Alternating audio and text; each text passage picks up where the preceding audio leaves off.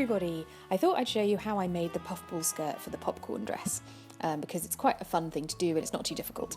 A puffball skirt is just a circle skirt that is gathered at the bottom edge, so the hem edge, and then attached to a shorter and closer fitting lining, which is normally a straight skirt with a bit of flare in it, to create the puffball shape.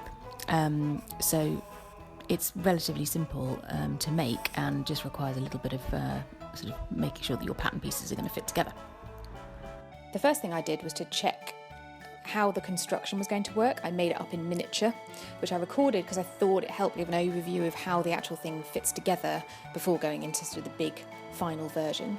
But a circle skirt is just a donut shape. So I drew this. It's a completely arbitrary size and proportion because I'm just checking construction order rather than really necessarily the details of sizing or anything. And then I just cut that out so that I ended up with a ring donut shape in the canvas that I was using.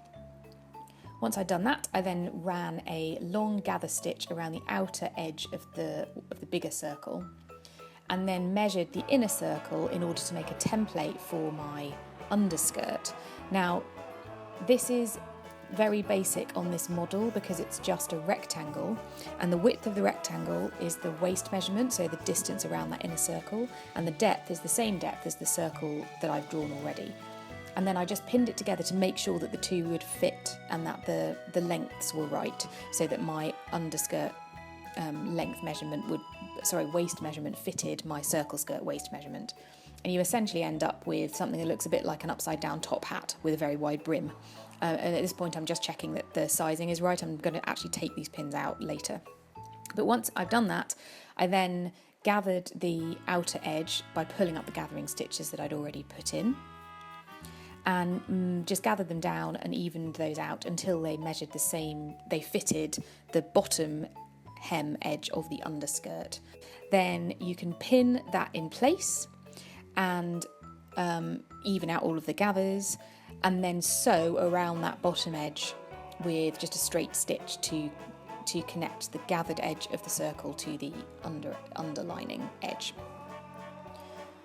Once it's done, you can take the pins out from the top edge and turn it all the way through, and this is what you end up with. So you can see that the top skirt is gathered up at the bottom and then there's an underlining sitting beneath it.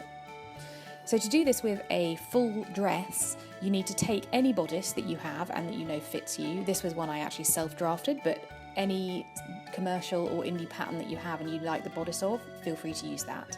And make the bodice up so that your pieces are all together but they're still separated at the centre back seam, and measure the distance between those two centre back seams. So you're essentially measuring the waistline of that particular dress, and you want to make a note of that measurement because that's going to be crucial in figuring out how big you need to make your circle skirt when it's in full size. Now, there are lots of online tutorials of how to calculate this, and there are lots of online calculators. By Hand London does a really good one that I'll link to in the description box, where you just enter your waist measurement and the length that you want your skirt to be, and it will tell you exactly how much fabric you need and show you the layout for the pieces.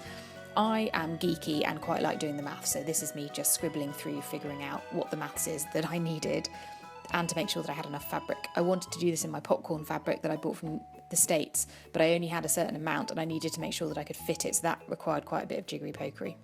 You want to figure out your pieces, lay them out on fabric and cut them out, and then connect them all up along however many seams you have, so that the skirt is complete other than the centre back seam being sewn up. Then to do the draft of the underskirt, so what the lining is, you can again use any straight skirt pattern that you know you like, and it needs to be 3 inches or so shorter than your long circle skirt, because you're obviously going to gather up the circle skirt and it will turn underneath, so you want this to be a little shorter in length. But then you want to move the darts from the waistline into flare at the base. So this just means that you don't end up with something so small that it starts making the gathering look a bit crazy. And to do that, you draw a vertical line from the bottom of the dart all the way to the hem of your skirt, and then cut down one of the legs of the dart from the top, creating a hinge in the middle of a couple of millimetres, and then just close the dart at the top by moving the left leg over to meet the right leg and tape it in place. And you'll see that what that does is create width at your hemline in order to create a wider skirt shape. And you want to do that on both your front and back skirt pieces. You want to cut out and sew together your underlining pieces so that you've got a full skirt but open at the centre back seam. And once you've got both of those, you can start to think about joining them together. You want to put gather stitches in the outer edge of your circle skirt, and I recommend doing this in sections, so don't do one long gather stitch all the way around, because if it breaks you'll mess it up and it's really hard to pull that much fabric on one particular piece of thread. So go about a foot and then stop and then start a new section and do that, and you can then gather it in different areas rather than needing to try and gather the whole thing.